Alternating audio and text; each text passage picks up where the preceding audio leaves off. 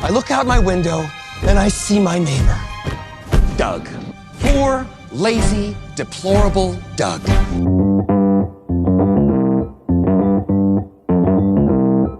Live from Joe's mom's basement, it's the Stacking Benjamin Show.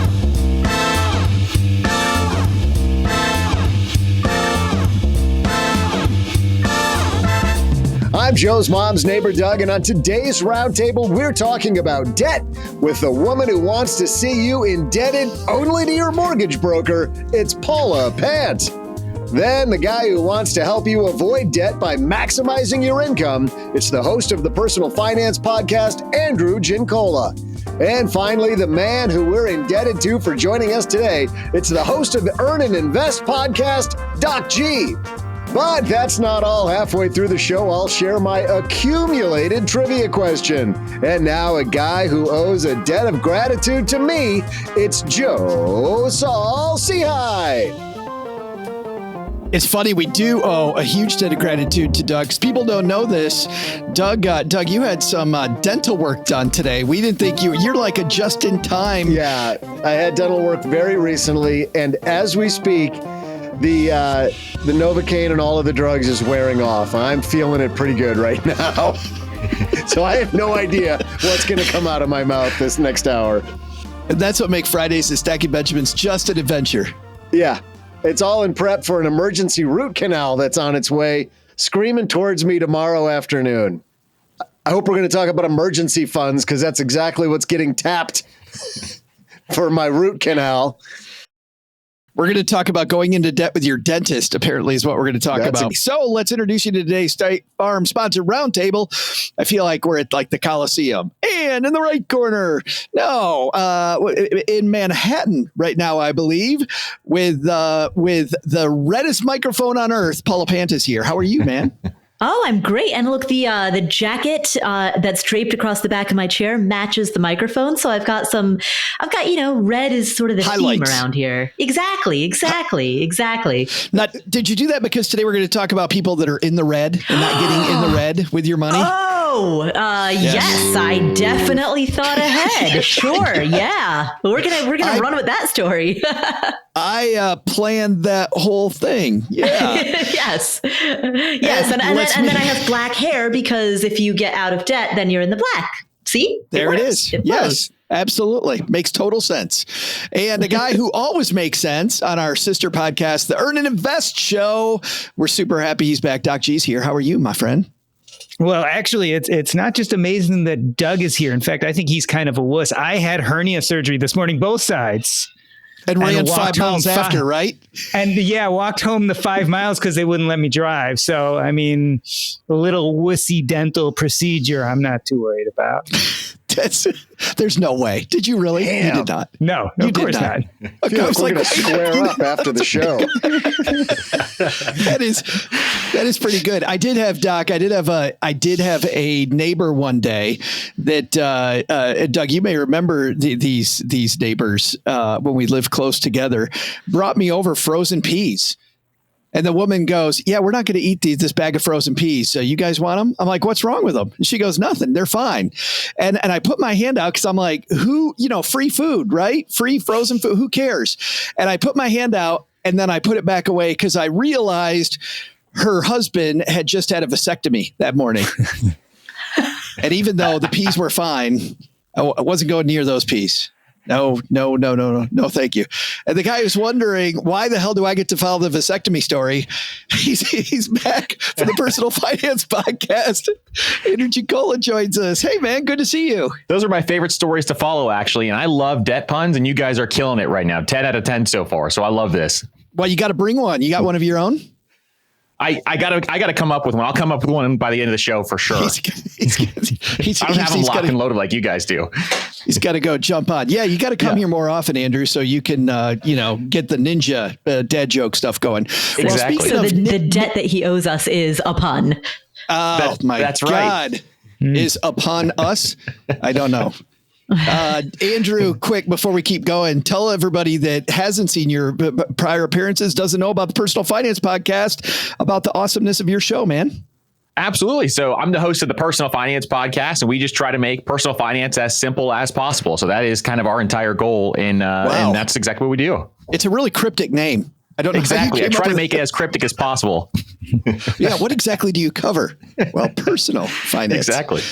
Yeah. Well, I'm glad you're here with us, Andrew. Again, we always have fun when you're here. We've got you. We got Paula Pant. We got Doc G. We got neighbor Doug. Well, kind of got neighbor. We got like 3/4 of neighbor Doug right now. So before we get into it, there's a reason why this show is free. We love the fact that it's free, and we've got amazing sponsors that help us keep it free. We're going to hear from one of those right now. All right, time for us to talk about debt. So let's go.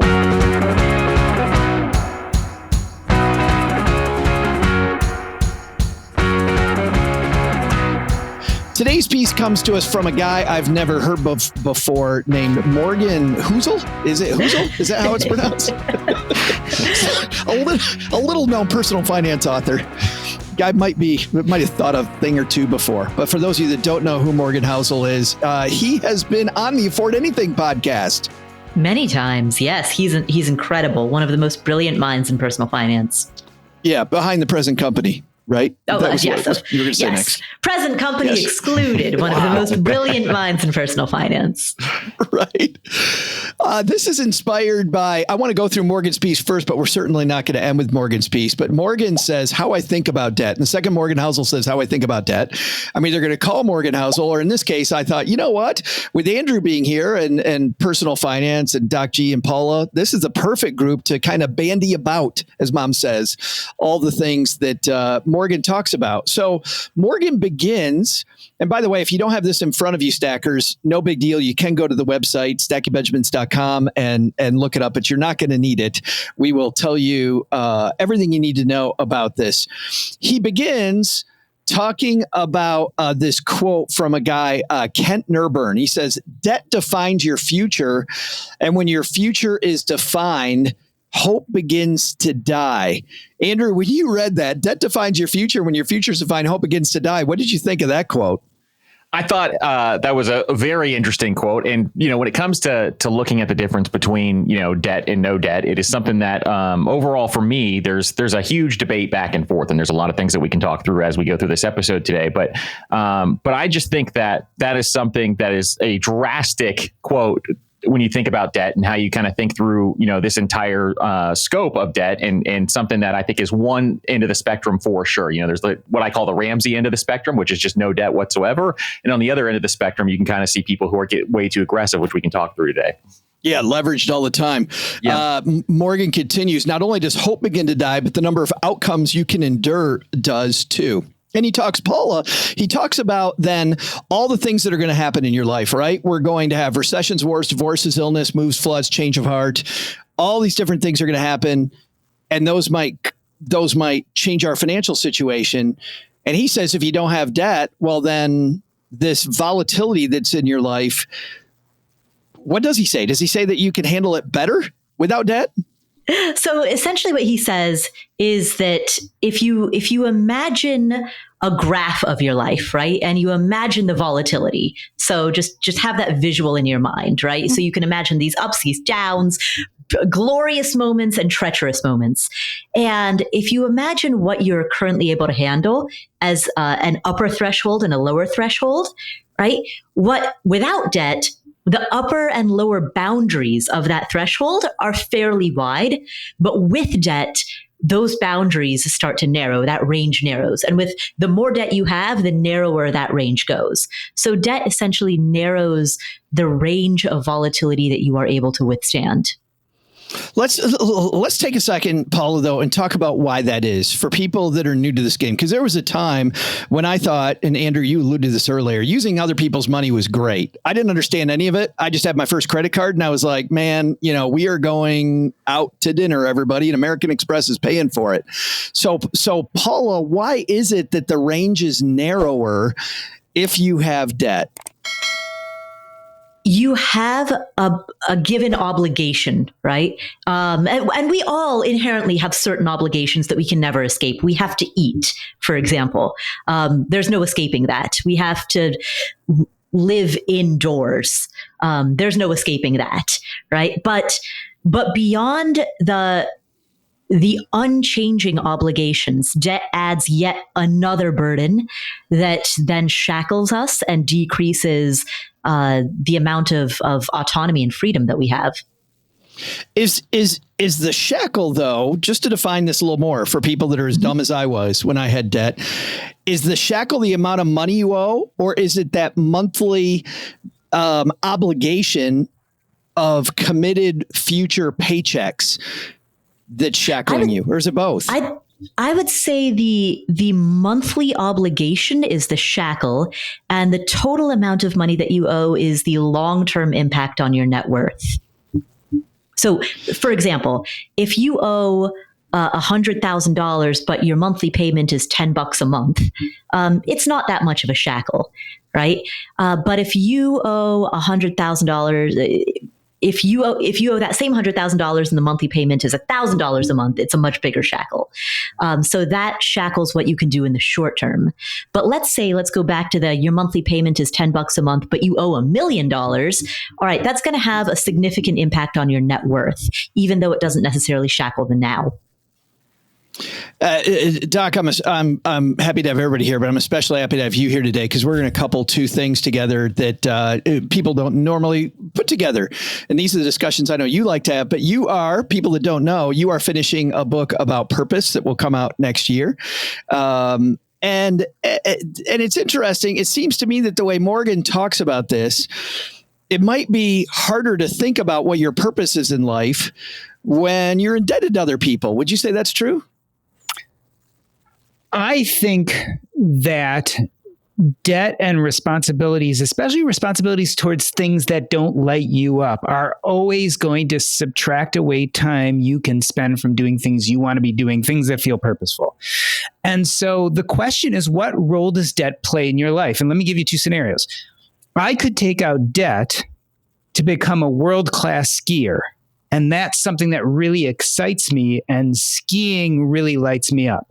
In this case, debt actually is an enabler for me to do something I really want to do. On the other hand, if I take out too much debt, or I can't make money doing the skiing, or I don't have some kind of backup plan, I might get that short-term boon of doing what I want to do, but eventually run out and then maybe never get to do that again. So let's compare that to something else. Let's say I really am not that connected to owning a house, but I've heard that everyone should own a house. So I'm going to take out a huge amount of debt to buy this really, really big house because that's how I'm going to keep up with the Joneses. And that's something I think is important. But the problem is that debt doesn't go to something that's really purposeful for me. So I have this big house, but that doesn't really light me up. And then I'm really shackled by that debt. And so what I really think about is debt can be both an enabler or it can be an inhibitor. And it really depends on how you use it. And I would also argue it depends on what season of your life you use it in.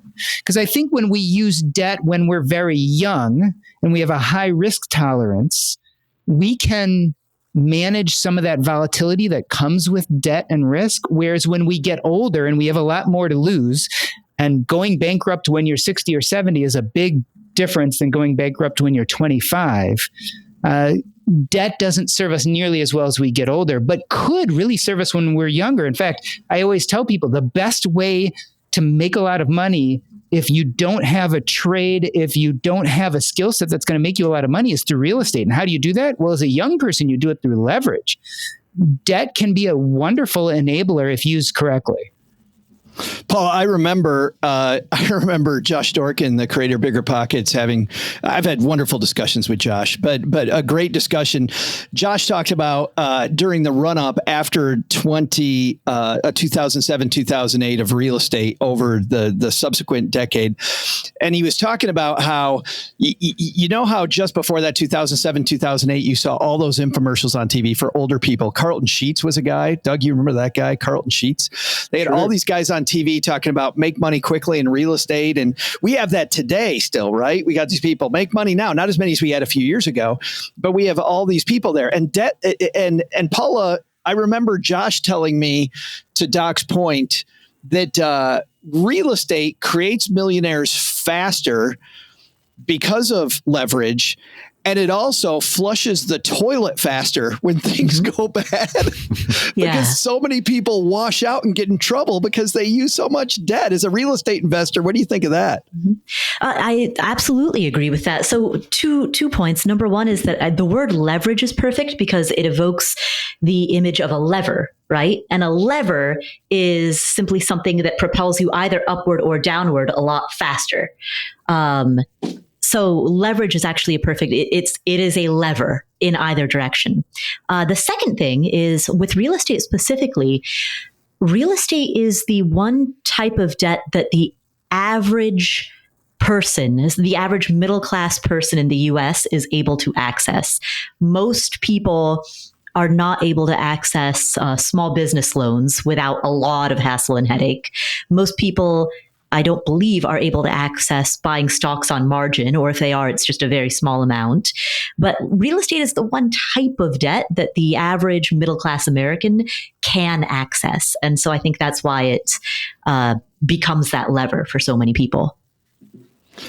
Andrew, when Doc was talking, he's talking about early in life and using debt. It brings up this phrase that you and I hear all the time, man. You ready for these two words? Good debt. Is there such a thing as good debt? I think that there can be, and I think real estate's a great example of something that can be good debt, because one big thing with real estate, obviously, is you make all your money when you run the numbers up front. It's all made in the beginning, and you're making sure that you're actually running the numbers properly and that the property is actually cash flowing. And when you do that, a lot of times you can figure out, hey, is this going to cash flow? Is this going to make me extra money? And can I pay off the mortgage? And in addition to making sure all the other numbers are correct and factoring in all the expenses. And so when you do things like that, where you can utilize debt in a way that can create more income for you, I think there can be good debt out there. Another way to do this, and the cool thing about real estate, is you can also get really creative in the way you structure debt. So for example, you can find off-market properties where you can talk to the seller and do seller financing. Seller financing is one of my favorite ways to find good debt because the amount that you guarantee is more so on the property instead of owing the actual total amount left if something were to happen or some catastrophic event. So there's a lot of things where you have reduced guarantees when you do seller financing with businesses and or when it comes to real estate. So there are situations where you can find good debt. Another great example is going out and buying a business like we're talking about here, where this is something I did over the course of the last year, and we structured it in a seller financing way where we had this seller financing set up, but the personal guarantee renews once a year for 1 year every single year. So the guarantees are a little bit different how we structured those, but there's just various creative ways that you can do some of this stuff when it comes to good debt. So I see good debt as something where it's got to be, you got to understand and really know what you're doing. You have to understand what you're investing in. And if you do have an understanding of that and you do it in the right way up front, I can see that there can be good debt as long as you're cash flowing. So many questions, but what does the personal guarantee mean? So a personal guarantee is where you actually guarantee that you will pay back a specific amount. So, typically if you're doing something like a mortgage, for example, the personal guarantee is going to be for the entire amount of the mortgage. Whereas if you have a personal guarantee on something like seller financed, where you have a seller financing deal there, you can really structure these terms in different ways.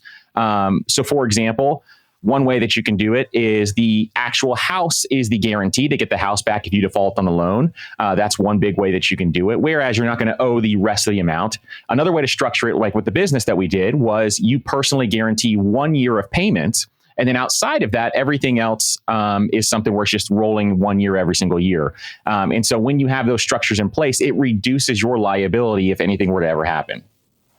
It's funny, Doc, as Andrew's talking, and the way he talks about debt and numbers, I realize that companies have CFOs, right? And that CFO's job is to structure debt in a way that makes the most sense for the company. But I don't think, Doc, most people think of debt as if they have any type of debt strategy like a CFO. Maybe, I don't know, maybe we should. Well, I mean, we're really talking about risk mitigation here. And I think that's the name of the game. That's the name of the game when it comes to debt. It's the name of the game. If debt is the game, it's the name of the game when it comes to debt, because really what you want to do, and again, especially when you're younger, you can take more risk. So your risk mitigation may not be as strong as you get older, you start mitigating that risk more and more. And so even if you're, for instance, a real estate investor, you'll see when they're young, a lot of people use a ton of leverage, but as they get more properties and more cash flow, what do? They start paying down those debts. And so what you're doing is you're slowly reversing the lever and changing the risk mitigation as you accrue more wealth. And I think that's, again, what we're really looking towards is how do we mitigate so that we can take some of these risks maybe when we're younger in such a way that it doesn't ruin us, but gives us maybe the best chance at having a high amount of success. And then as we get older and we get more successful, we're really mitigating down and decreasing those levers and taking more control. And I think this gets back to what Morgan Housel was saying is, as you get older, your ability to take the bumps both up and down are less. And so you really don't want to inhibit yourself with huge amounts of debts as you get older and older. But again, when you're younger, you might be a lot more agile. You mentioned, Andrew, earlier a business, but I think about the number of people that open restaurants every year, and I'm going to have a hot take. That's stupid. Like you look at the number of restaurants that close every year in America. You've never run a restaurant before, and you're going to be the one that succeeds. Like it seems like it isn't just running the numbers like you talked about, Andrew. It's also, if you're going to use it the way Doc's talking about to take a chance, I think you also have to kind of look at the success probabilities, right?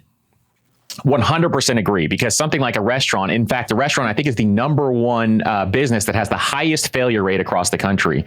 And so when you look at something like a restaurant, I would be much less likely to take on debt for a business like that than a business that's actually already cash flowing and something that you know is actually working already. So there's two different sides to that coin. If it's a startup or something like that, I'd be less likely to take on a ton of debt. I'd rather bootstrap that business. And then if it's something else where you know it's already cash flowing and you can actually kind of run those numbers and see real data, then it would kind of change my decision making. And I'm along the same lines. I think, you can take some of those small risks when you're younger, but as you get older and as you approach retirement age, I'm a big proponent of not having really any debt as you approach retirement age and really have that freedom and flexibility in retirement. Because I think over time, it's just reducing that debt liability, because that's really what it is you're just increasing your risk the more debt that you take on. And so by reducing that risk as you get closer to retirement age, that's going to be really, really important for a lot of people. Paula, Andrew's talking about using debt strategically, but what Morgan talks about is life sneaks up on you, right? Unforeseen health crises, career transitions, wayward children. I have a friend with that's had some wayward children things. Root canals. Good kids, root canals. Yeah. I thought Doug was, speaking of restaurants, I thought Doug was hungry and that's why he was drooling. And then I found out that wasn't why he was drooling at all. But all of these things, Paula, debt sometimes sneaks up on you, right? And now we've got this bad debt in that we just have to take on. Mm-hmm. How do we mitigate that risk, knowing that these volatile things? So Morgan's talking about these volatile things will happen to you. There's 100% chance it's going to happen to you. Yeah. How do we mitigate that risk so that the debt monster doesn't creep up on us? Well, I mean, I know it's been said 1,000 times before, but sometimes things get repeated because they're true. The emergency fund or the rainy day fund, right? I thought you were going to say, wear a helmet. Yes, and a seatbelt, kids. Wear a helmet and a seatbelt. And we're done. Emergency fund, yes. Yeah, the good old classic emergency fund. And the emergency fund, it's funny because when the stock market is going bonkers, right? A lot of people become allergic to emergency funds. A lot of people, when the stock market is doing really, really well, you hear from people who kind of start thinking of the market as a high yield savings account. And so they're like, why should I keep my money in cash? Why should I keep my money in this emergency fund earning, if you think back to like pre-pandemic during the ZIRP era, right? Money in that era, money in a savings account was making basically nothing, right? Pre-pandemic, whereas the stock market was like going gangbusters. And so many people were like, why should I lock up my money in the savings account that's earning next to zero interest when I could be putting it in the S&P 500 and it's going to go like, phew, right? But then something like 2020 hits. Pew. Yeah, exactly. Or like, Precisely. But it's when those moments hit that you realize, A, the stock market is not a high yield savings account, and B, this is precisely why it's so necessary to have cash on hand. I don't know. As we record this about a week and a half before people hear it, I just keep all my emergency fund in GameStop. Don't forget AMC Theaters, Nokia, BlackBerry. Are those going up today too? I didn't get past GameStop. No, I mean, they GameStop did. doubled overnight. Not as much as GameStop, but I think people were anticipating Roaring Kitty might put his thumb on the scale of those other ones as well. And so they did raise a little bit, even though he didn't say a word about it. Yeah, that's where I keep my emergency fund. Works out great. When it works, right? When it doesn't, you're in big trouble. Doc G, is there another way we could handle this? Yeah, I think the other thing to keep in mind is insurance. And that's what it's exactly there for, are those bumps in the road that we're not expecting.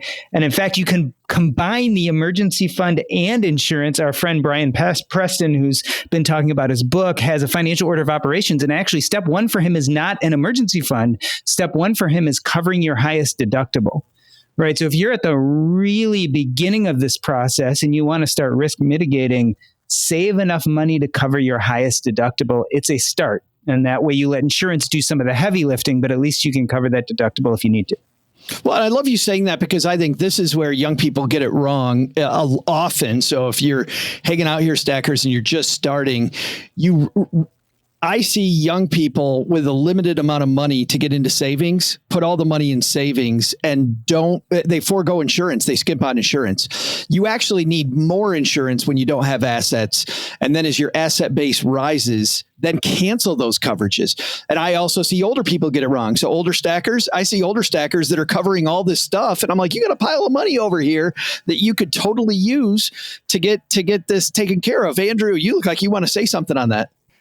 For sure. And I think that it's really important to kind of have that in play because especially early on, most people don't understand this, but they need to have that insurance in place, and it helps just cover them from that standpoint. And when it comes to the emergency fund and having that cash on hand as well, I really see people say, 3 to 6 months. I think 3 months is way too low. I think you have to be up to closer to 6 months cash on hand when it comes to your expenses.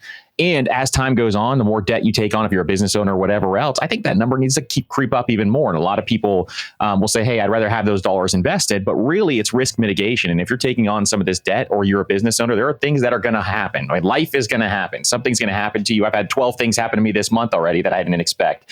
And so that's something where we definitely have to have that on hand to protect ourselves. So that combination of insurance and having that emergency fund is really, really important. I think there actually is, as we're talking, I keep extending this half of the show, but I do think there's one more thing too. Too many people do back of the envelope math when it comes to their monthly expenses. And I think the lack of a budget often gets you into trouble. Cause I know for me, that was part of it for me, man. My kids were born. I had no idea how expensive diapers were going to be. I would not factor in if my car broke down. Like my back of the envelope math in my head was if everything goes perfect.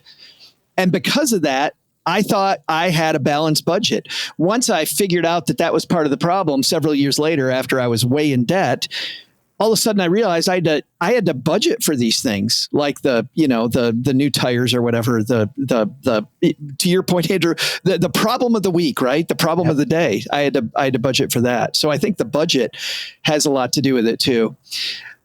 In just a few minutes, we're going to make this a little more philosophical. There we go. Easy for me to say. But before we go into debt and philosophy, and maybe a couple hot takes here on debt that I'd love to run by our panel, we're going to get a little contrarian. We have in the middle of every Friday episode an epic battle to the death. Except it's not to the death. It's just to the end of the year. Between our three contributors, the Paula Pant, Mr. OG, and since we got OG and Doc G, I think we should keep the G's together, and we'll have Doc G play on behalf of OG and my mom. My mom never plays on her own behalf. She can't be bothered to come down those stairs. So, Andrew, you play on behalf of Mom, which brings up good news and bad news. Which one would you like first? I'll go with the bad news first. Well, the bad news is that Mom took over for Len Penzo, and Len won last year. So Mom de facto is our champion, and she's tied for first with 5 points, which means you have to guess first this time. That's the part that stinks. The good news, though, is you're in first place. The weird news, you want to hear the weird news, Andrew? I do. You're tied with Paula Pant, which everybody's going, what the hell? How did this happen? Mom's got 5. Paula's got 5. OG, 2-time winner of this thing, is in last with 4. So Docky's already in last, so you can't do much more damage. So you're good. All I can do is bring him up. It's only upside for you. All right. Those are the stakes. It's 5-5-4. Doug, you've got some trivia if you can get through this without drooling.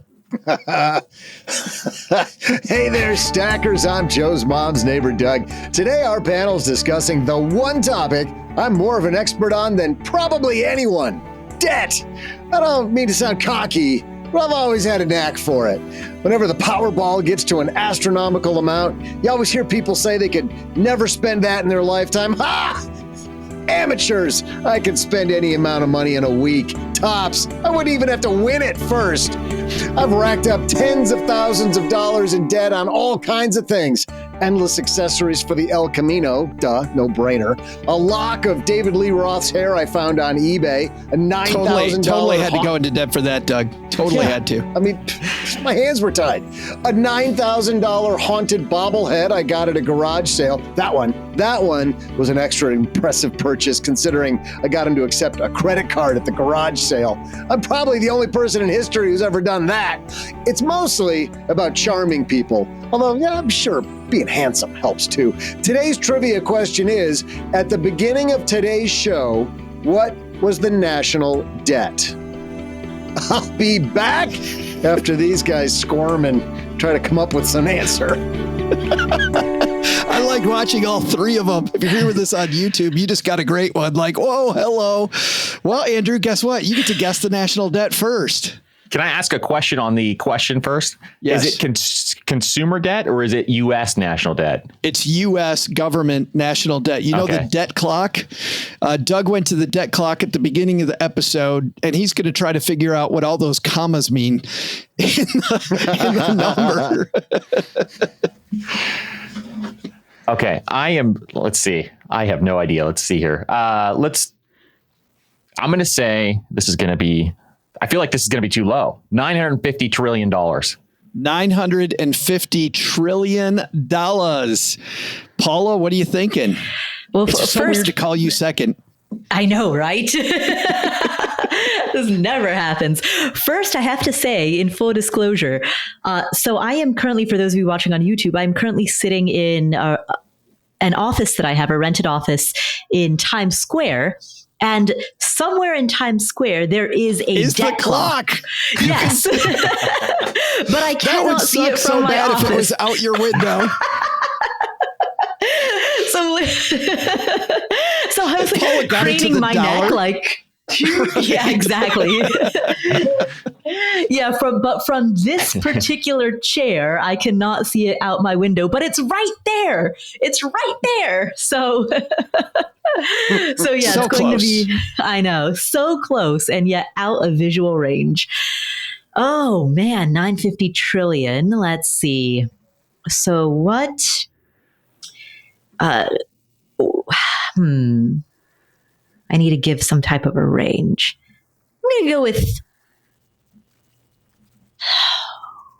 how much is a trillion? 500 trillion? 500 trillion. Trillion. What's 450 trillion between friends? I mean, that's keeping it pretty close. Well, you know, hold on. Can I take back that answer? We've never allowed that before in the history of Doug's trivia. We're making history Doc today. hasn't given his yet. I think she can. I'm okay with it. Yeah. Okay, let's go to 100 trillion. She's going lower. I'm going low. She's going lower. So I think the one's too low and one's too high. So and the laziness of not giving you the exact number, I'll go with 101 trillion. So that gives you, Paul, a little space in between, because I didn't do 100 trillion and 1 cent. I'll give you that little tiny slice. You'll give you half the trillion. Watch the answer be 500 trillion. Yeah. I have to tell you, I was more scared of your 500 trillion. I'm a little bit more comfortable with your 100 trillion answer. Yeah, if it is 500 trillion, Andrew gets it now, right? Yeah, he's closest to that. So we got 950, we got 100, we got 101 trillion. Who's going to win the day? We'll be right back. Andrew, you thought you were too low with 950 trillion. These people thought you were too high. What do you think? I think I am probably, now after thinking it through, I'm probably a little too high, but at the same time, we'll see what happens here. I think I give you my logic behind it, but I was thinking through just personal debt, and I know what some of those numbers are, and they're in the trillions for sure. This might be so that's where I went way up. This might be the first show Stacky Benjamins has had, any podcast has had in the past 10 years, where we're thinking the national debt, our national debt numbers are too high. Exactly. That's way lower than what we think. Yeah. Paula, 100 trillion looked good until Doc G took half of that equation. Yeah, so the reason that I lowered it is because I remember Sam Altman, who's the CEO of OpenAI, said that he wanted to raise some amount of money.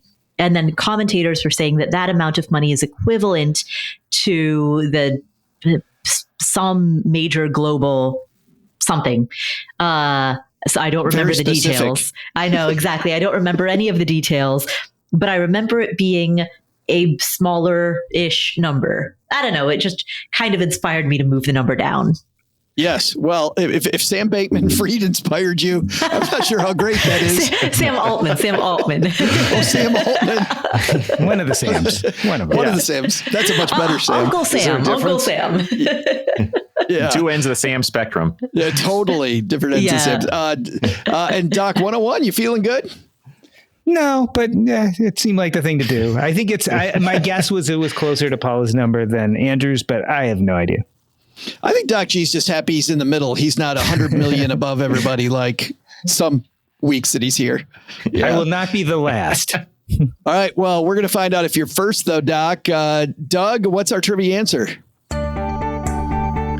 Hey there, stackers. I'm Strange Item Collector and spiraling into more debt by the minute, Joe's mom's neighbor, Doug. Just to prove to you that I'm the expert I claim to be, during the break, I racked up another $9,000 in debt.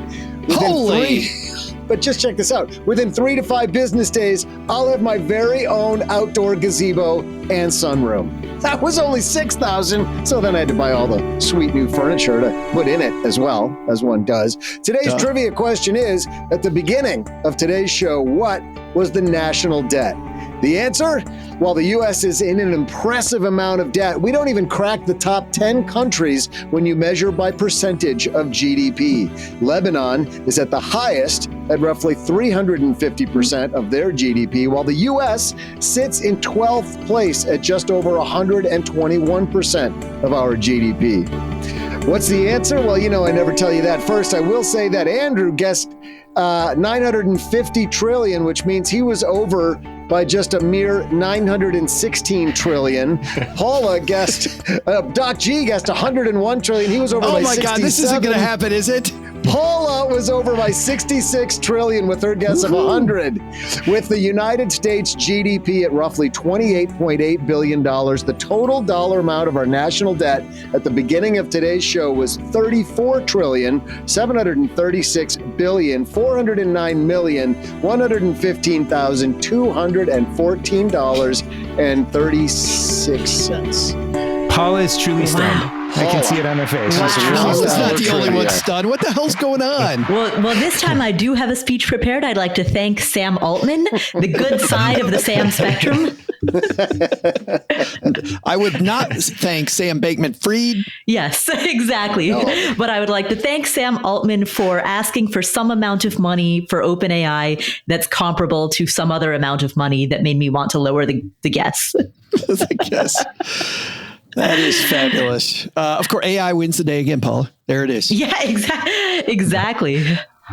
On to the second half of today's show about debt, because we don't want Paula to get a big head and gloat too much. The second half of the show is brought to you by depositaccounts.com. Andrew, you know what happens when you go to depositaccounts.com? I can't wait to hear. Dude, you find out that brick and mortar bank where you've got your savings account, your CD, your checking, your money market, you know what? It might suck. It might not be that great. At depositaccounts.com for free, you can compare more than 275,000 deposit rates from over 11,000 banks and credit unions for free. So you can compare, see just how you're doing, and you might want to change because you look at the top banks, they're nowhere near the national average. As an example, on a savings account, national average 0.52. I was talking to somebody at Bank of America the other day. I think they're at 0.04.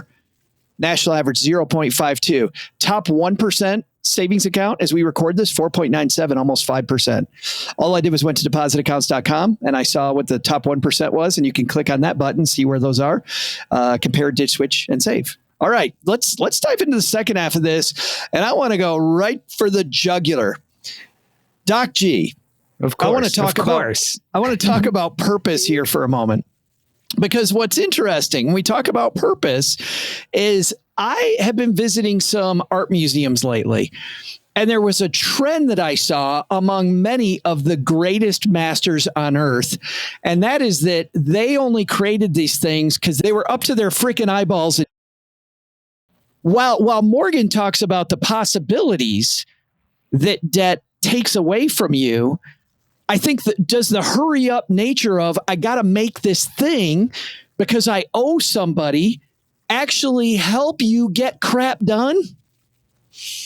I think it depends who you are. I mean, I think some people are driven by fear, anxiety, having the pressure put on them. And so I certainly think for some people that's a good motivation, but I think you burn out really quickly in life if that becomes your major motivation.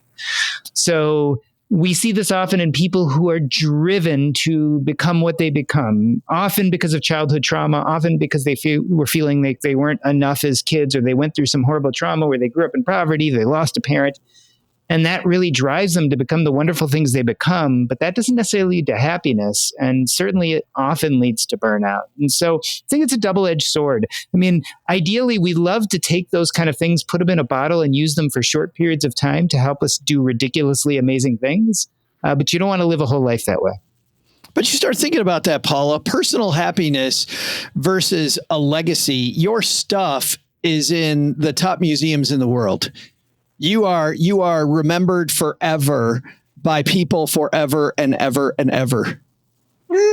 But there's no guarantee that that's going to happen. In fact, many great artists died in obscurity, and their works did not become famous until much later. And so many of them died unaware that they would ever have a legacy that would one day be remembered. I'm counting on that. I think something really interesting to remember here is the people who create the Monets and the Renoirs and all these people, we always talk about their legacy. But the truth of the matter is, for every million people who want to be someone like that, they're actually going to fall laughably short and feel anxiety and stress.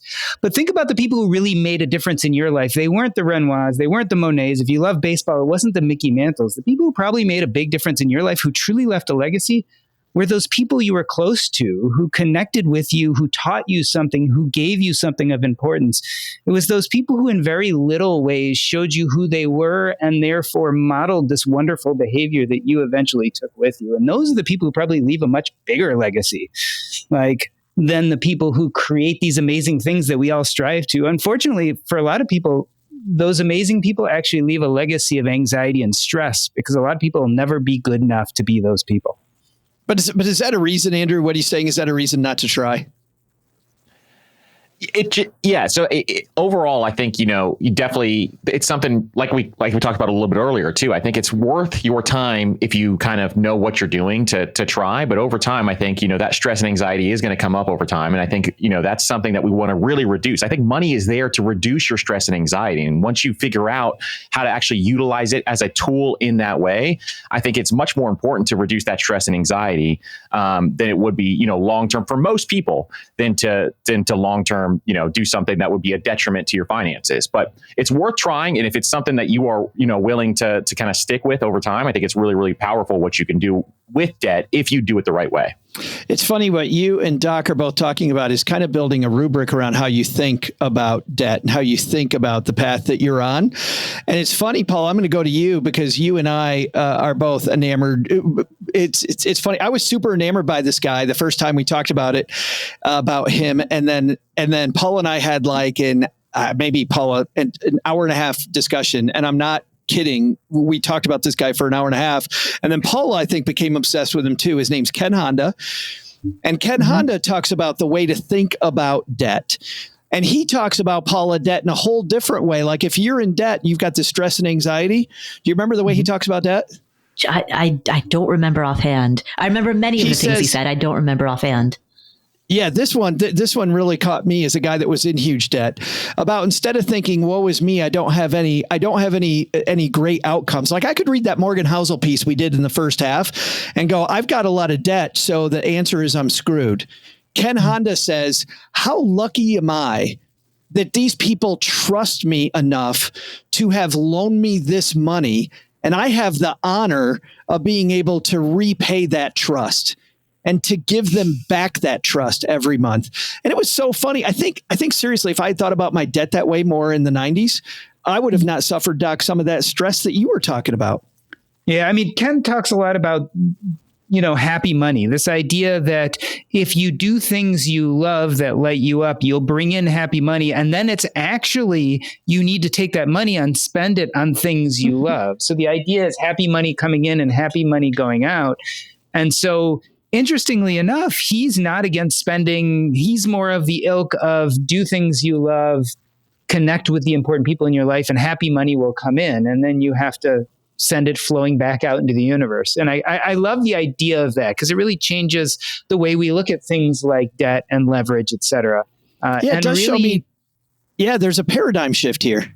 Yeah. I mean, it again gets back to what I think Andrew just talked about is realizing that money can be a really wonderful tool to show your intentions and your joy and your purpose. And I think that's what Ken often talks about. And maybe an elevated way to start thinking about these things once we have the privilege and luck to be past sustenance, right? Once you get past sustenance, once you can support your family and do some of the basic stuff, what if we could take this more elevated look and see it as much of more of a joyful thing that allows us to take our intentions and our purpose and create legacy, not in doing something amazing and outsized that everyone can look at in 100 years, but just putting goodness into the world and hopefully affecting other people around us.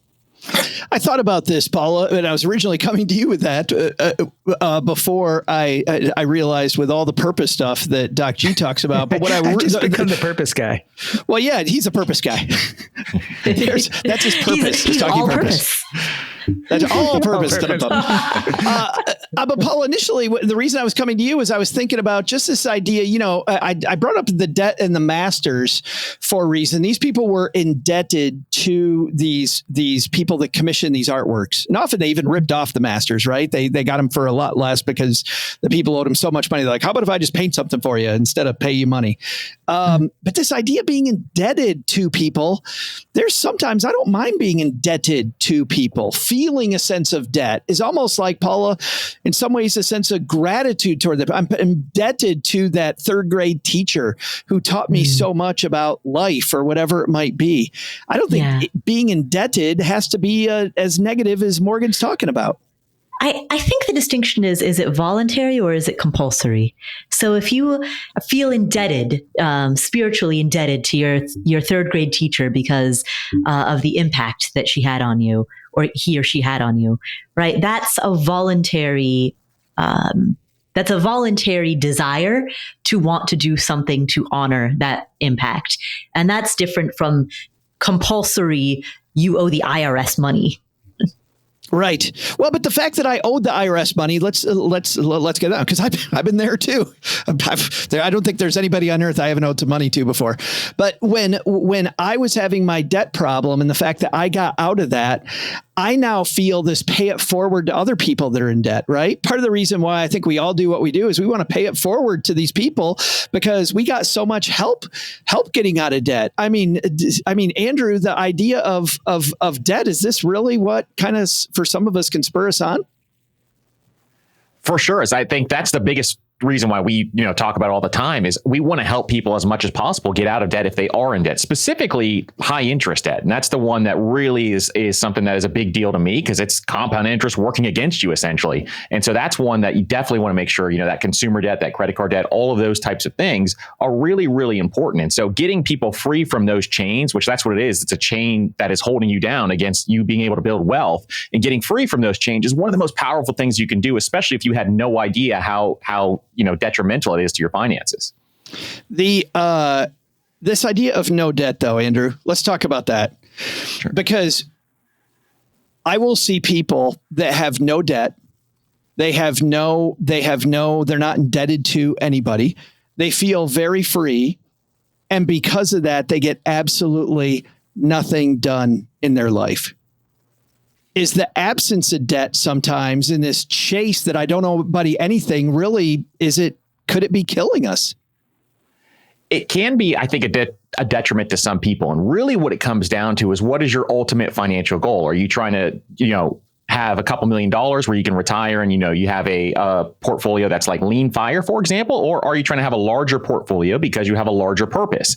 And so when it comes to that ultimate goal, at the end, that kind of dictates partially what you're going to be doing when it comes to taking on some debt. So for example, if you're interested in fat fire, you may want to be a little more aggressive on taking on specific pieces of debt and investing in real estate and assets, those types of things. Whereas if you are happy in your job and you enjoy what you do every single day, you're thinking about working until you're in your 60s and you want to retire in your 60s, then maybe you don't have to take on as much debt, and or you may not be able to you may not have to take on any debt whatsoever. So it kind of depends on that final goal, but it can be a detriment to some people, specifically because the trade-offs of investing versus taking on debt. So for example, if you're paying cash for a house right up front where you could be investing those dollars instead, where there's a low interest rate on your mortgage, then it may make a lot more sense to invest those dollars and take on that mortgage and pay a 2-3% mortgage rate like we saw in 2020, for example. So there are just situational things where it makes more sense to invest those dollars, but it depends on that situation.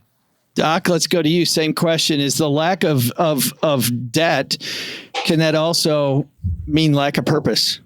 No. I mean, I think what the problem is, if you require being under the gun or being in debt to either get something done or feel a sense of purpose, then the story you're telling yourself about yourself is really not a story of agency. It's a story of putting yourself in high-risk situations in order to motivate you.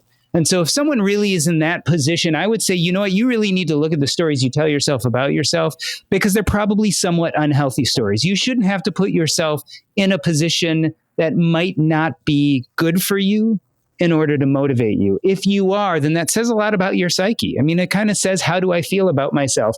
I feel I'm not good enough to do the things I need to do or pursue the purpose I want or accomplish what I want to accomplish unless I'm literally being threatened with disaster. And so the problem with that is, while it may work, all it needs to do is fail once and you can get yourself in a really bad position. Paula, same question. So I'd like to draw a distinction between being under the gun versus being in debt. So if you're the type of person who needs the adrenaline of being up against a deadline and, got to get this done, the way that you could artificially create that sense within yourself, let's just assume that you're starting from right now, today, that you are debt free. Right? We'll assume that as a starting point.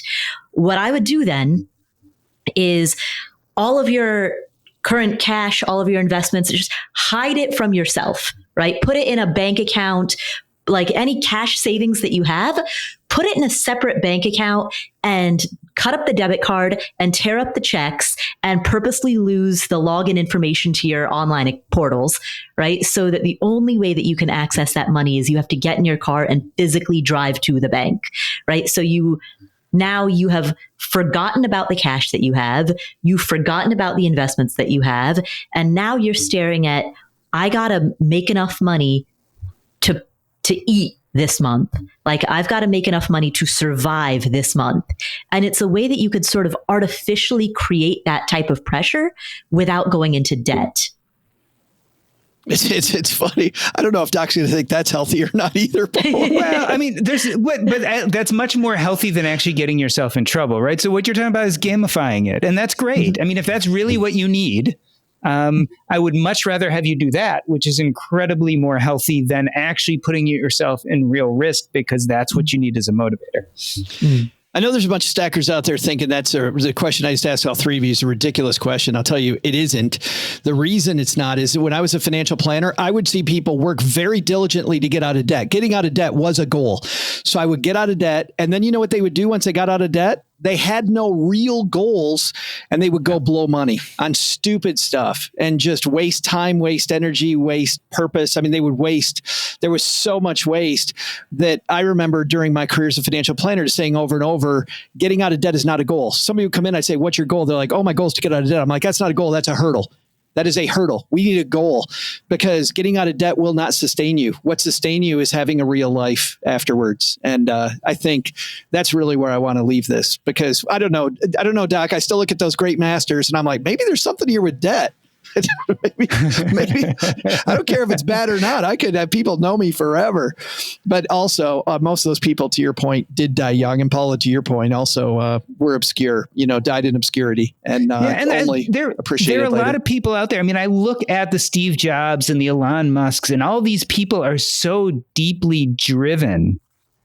And I think try to gamify things the way you're talking about with debt, where they're so deeply driven, but then you look at them and none of them look particularly happy. Like, I don't know about you, but Elon Musk does not look happy to me. I don't know if I want to live that life. Like, yeah, it's really supersized stuff. Sounds really great at the outset, but the emotional calisthenics people put themselves through to get there doesn't look like a happy life to me in the end. I want to ask you guys one more question, because you're all people that are very good with money, unlike Mom's neighbor Doug here. Maybe just hypothetically. What's the dumbest debt you've ever had? Andrew, what's the dumbest debt you ever took out? I took out a loan when I was really young. I took out a loan on, I just had credit card debt, like a couple $1,000s when I got my first credit card. And it was because I was living paycheck to paycheck, and I just didn't realize how to manage my money. And then immediately, once I started utilizing a budget, like I got out of it, within a couple of months, which was great. And that was just the key. It's just kind of like tracking where my money was going to get out of it. But I was in credit card debt of like $3,000 really early in my career when I got my first big job. And then all of a sudden realized, hey, I can't do this anymore. And then, immediately got out of it really quickly. Thankfully, I realized that. Otherwise, it could have got a lot worse. What's the dumbest thing you bought on credit card debt then? So I would just buy a bunch of little stuff. And this is kind of something I talk about a lot too, is you can walk into a store with like no plan whatsoever and just start buying stuff and just kind of put it in your cart. And it was all just these small things I did not care about or value. And so that's where like my whole mindset changed to spend your dollars on things that you actually value, and don't frivolously just spend your money on just anything, in any store when you walk in. Pokemon cards, Andrew. Just say that's what we got to say I can't think of like something very specific, because it's all just such these little tiny small dumb things that were just like absolutely absurd. Well, and it's funny, Andrew, because it reminds me of a spoof video I saw on TikTok a couple of weeks ago. This person that was anti Costco, like, I'm not going in Costco, and then they go in Costco, they're like, oh my God, you see what the prices of this chicken? We got to get like 18 of these packs, and then ketchup, and then oh my God, bring the whole pallet thing over. Oh, look at the price of wine here is incredible. Before you know it, they bought half the store. So you're right. It's easy if you're not mindful to just buy anything. Paula, what's the dumbest debt you've had? Other than mortgages, I haven't had any debt, but I have taken braggy brag. No, but I have paid. I have mispaid, misfiled taxes, and and so then you end up getting the statement from the IRS, and then you have all these fees that you have to pay on top of that, like late fees and penalties and things like that. So I would say that's my big one, is just like being sloppy about bookkeeping, and then misfiling, and then you end up with a bunch of fees, and you end up with penalties and all of that. That is the worst letter, by the way. I open up my mail and I'm like, oh, I got this, and there's one that says IRS. Yeah. And I remember, and sometimes it's like, oh, here's your new EIN number or whatever. You're like, oh, thank God. Oh, thank you. Doc, dumbest debt you've had? I've also been lucky enough to be born pretty much with a golden spoon in my mouth. God. But Look I at will you. say that it didn't blow up in my face, but it could have. We bought our first house with a doctor's loan back in 2000. Doctor's loan, no money down, 8% interest rate. And we knew we weren't going to live there more than a few years. And so we only owned the house for 2 years. We happened to sell it for a huge profit, which was complete luck. But that could have really blown up in our face. Mine, I guess might have to win then, because I used my student loans to buy a personal computer so I could play video games. And look how successful he is today. So it's obviously it didn't hurt him one bit. At the time, I justified it that, I'm going to do a bunch of schoolwork on this thing. Are you kidding me? 1992, and the internet didn't exist yet, right? And I'm going to do quote schoolwork on this computer. Nope, I was going to play Railroad Tycoon. Yes, I was ahead of my time. Ahead of your time. All right, I think this game's over, guys. How about that for a transition, huh? Ninja. Let's find out what's going on where each of you are, so all of our stackers can follow more of your amazing work. Let's go ladies first. Paula, what's happening at the Afford Anything podcast? On the Afford Anything podcast, so we recently had an interview with the CEO of Cul-de-sac, which is a walkable community based in Arizona. He also was one of the founders of Open Door, which is a real estate transaction company.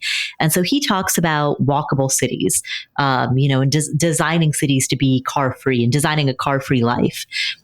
We also have Brian Kelly, the points guy, who talks about how to fly all over the world on points. Like he flies first class, not even business class, first class, entirely on points. So, and we have the Mad Fientist, a very loved character in the fire community. Yes. That's like seeing a groundhog now, or seeing you know what I mean? You're like, oh, I saw it. Yeah, exactly. Yeah, he doesn't. He's got his life in Scotland, so he doesn't work the podcast rounds very often. But I actually went out to Scotland and I saw him there.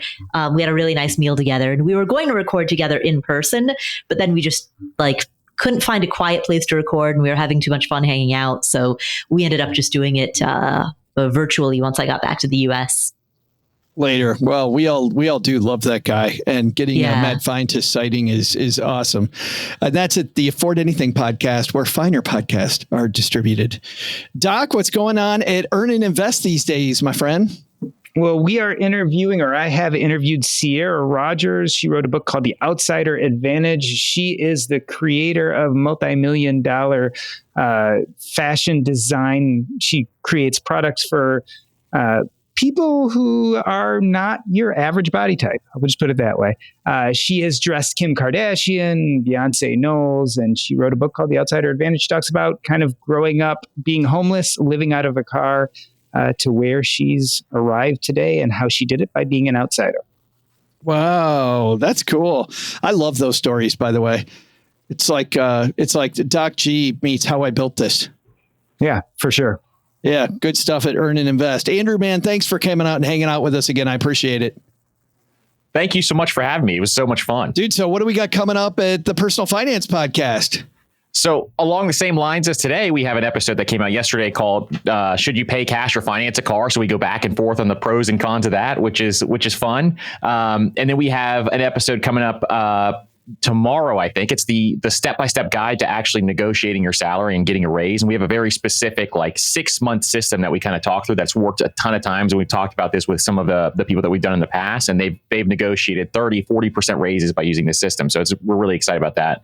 And then Brian Preston comes on next week, the money guy that you guys were talking about too. And so he's talking about his new book, Millionaire Mission. I love Brian Preston. Just such a nice guy. Just defines nice guy. He is. He really is. And that is at the Personal Finance Podcast. Again, where finer podcasts are distributed. All right, guys, you've got lots and lots of fun listening to take you till our next episode. So go listen to those 3 podcasts. We'll link to them all in our show notes page at stackingbenjamins.com. And Doug, I think you got it from here, man. Well, Joe, I'll tell everybody what should be stacked up on your to-do list today. First, take some advice from Doc G. Debt can be either an enabler or an inhibitor based on how you use it. Want to be a World Cup ski racer? Doc says go for it. That's absolutely the best reason to go into debt. Second, he said it. Second, take a note from Andrew Giancola. Money should be a tool to reduce stress and anxiety. Debt, used the right way, can help with that. But used the wrong way, it can add more stress than a letter from a woman named Karen on your local HOA board. But what's the biggest to do? I gotta find a couple of side hustles to pay my credit card bills next month. If anyone needs coaching on how to get into debt, I'm available. I even accept credit cards and am willing to let you pay me as much as you can to kickstart your debt accumulation. Thanks to Andrew Giancola for joining us today. You can find his amazing podcast, The Personal Finance Podcast, wherever you're listening to us right now. We'll also include links in our show notes at stackingbenjamins.com. Thanks to Paula Pant for hanging out with us today. You'll find her fabulous podcast, Afford Anything, wherever you listen to the really good podcasts. And thanks also to Doc G for joining us. You can find his podcast, Earn and Invest, wherever you're listening to me and my sultry tones right now. This show is the property of SB Podcasts, LLC, copyright 2024, and is created by Joe Saul-Sehy. Our producer is Karen Repine. Karen and Joe get help from a few of our neighborhood friends. You'll find out about our awesome team at stackingbenjamins.com, along with the show notes and how you can find us on YouTube and all the usual social media spots. Come say hello. Oh yeah, and before I go, not only should you not take advice from these nerds, don't take advice from people you don't know. This show is for entertainment purposes only. Before making any financial decisions, speak with a real financial advisor. I'm Joe's mom's neighbor, Doug, and we'll see you next time back here at the Stacking Benjamin Show. No credit scores were harmed in the making of this podcast.